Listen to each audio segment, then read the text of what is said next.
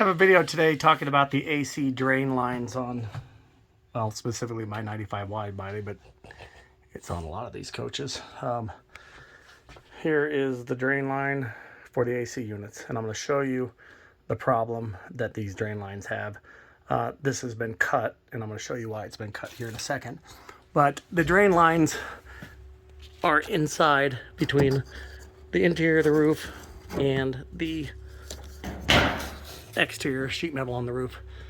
A lot of guys will go in, pull down these panels, cut into here to get to these drains.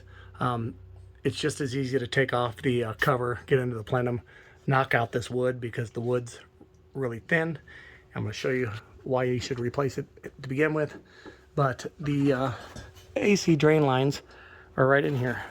And you can see there's a drain right here on the street side, and then there's also a drain on the curb side for each air conditioner. So 2 drains for each air conditioner. They come into this T right here. This T is where the lines end up separating. The problem is there's not enough slack in these lines, and I don't know if it's from the change in temperature, from going hot, cold when these things sit in storage, but they eventually pull out.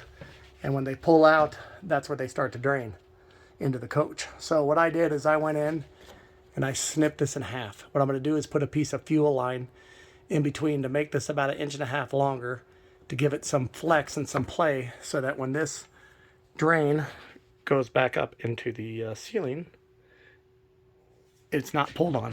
Now, if you look, there's the drain hole. So what happens is there's a plastic nut right there. Underneath here, you've got the big washer, and then you've got a rubber washer. Gotta watch for the dog here. That goes on top of the drain, and then it goes up into the hole like that, and that plastic nut goes on here. You'll notice that I have sanded around each one of those drains. That's because each one of those drains was rusty as heck, and water had obviously been getting around them and leaking into the coach. It's just this plastic ring on the outside with some silicone. Not the best idea. Here's the other problem. The wood that was in here was not very thick. And in fact, let me go up and show you what I'm talking about. Here's one of the ones from the factory. There's your duct that goes to the curb side and the street side. Takes the AC from the unit, pipes it down into our ducts. Well, all this is just siliconed in, and it flexes, as you can see. There's no stability. This piece of wood right here is very thin. This piece of wood actually causes the roof to come down at an angle. And so I recut this wood 1/4 inch bigger.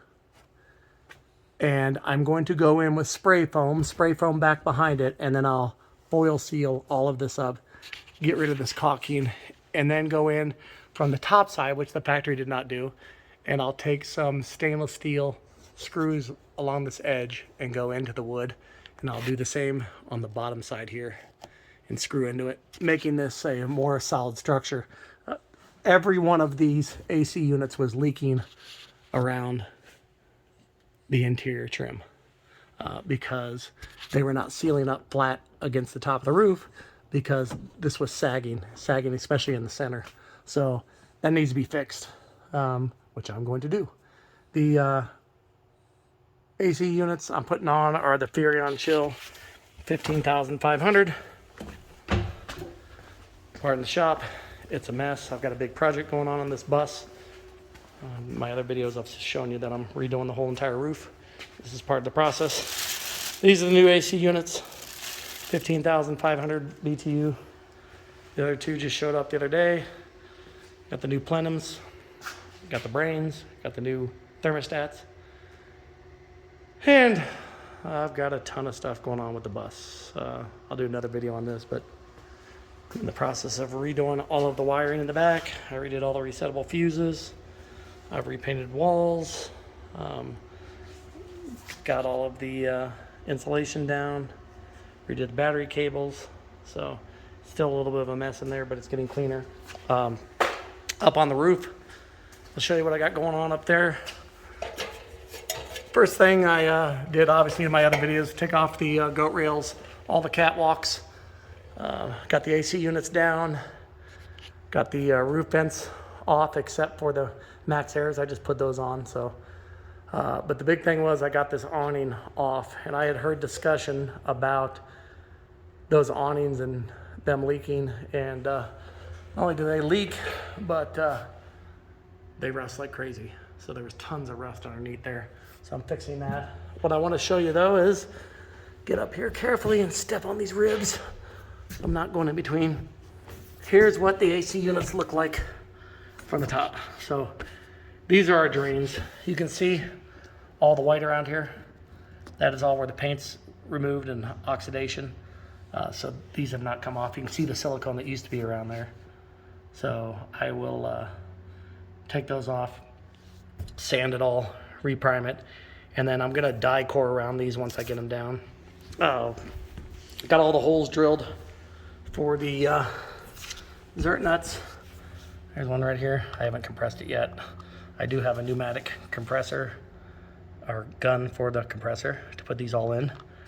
There's 120 of them, I believe, up here. So redoing all this. This entire roof is being repainted and sealed.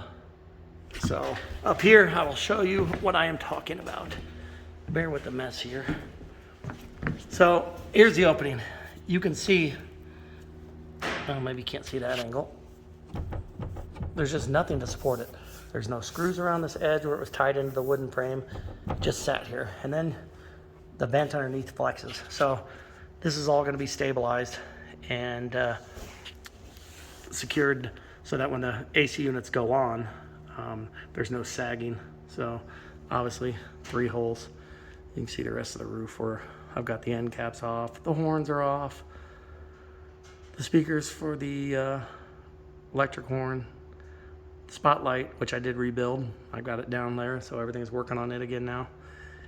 And the inside of my bus is a disaster right now, but it's getting there. This is where the rust was really becoming a problem, up where the awning was. You can see that it was penetrating through the screw holes. Sorry about the focus here.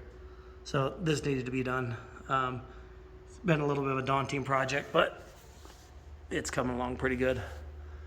So I'll keep you posted.